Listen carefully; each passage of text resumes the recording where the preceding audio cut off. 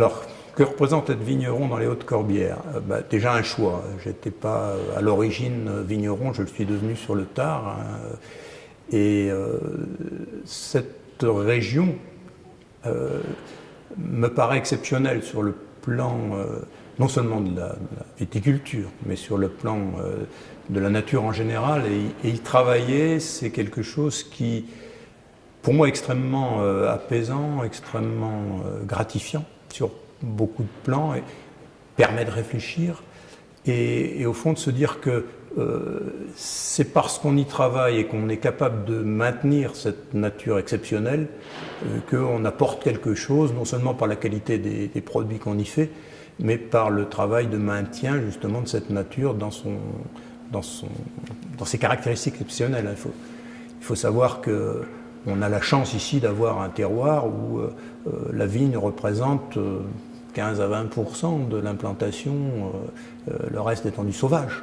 Donc maintenir cette nature sauvage, même si c'est compliqué parfois, parce qu'il y a des animaux sauvages dans la nature sauvage, mais maintenir cette nature sauvage, c'est un enjeu à la fois très exaltant et très, très prenant, et je pense qu'il fait du bien à tout le monde. À travers le vin, on a un rapport ancestral à la terre, ancestral à la culture. On est sur quelque chose qui s'est finalement relativement peu modifié. Les modes culturaux ont changé, bien entendu, les cépages ont changé, mais le rapport du viticulteur à la vigne, lui, il n'a pas tellement changé depuis les origines. Et je trouve que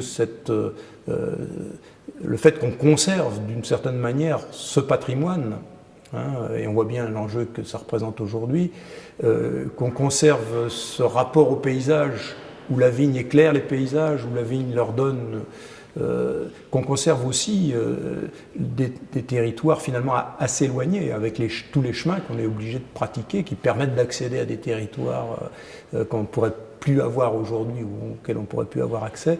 Je trouve que ça donne une possibilité de voir ce patrimoine exceptionnel des Corbières que probablement on ne pourrait pas voir autrement.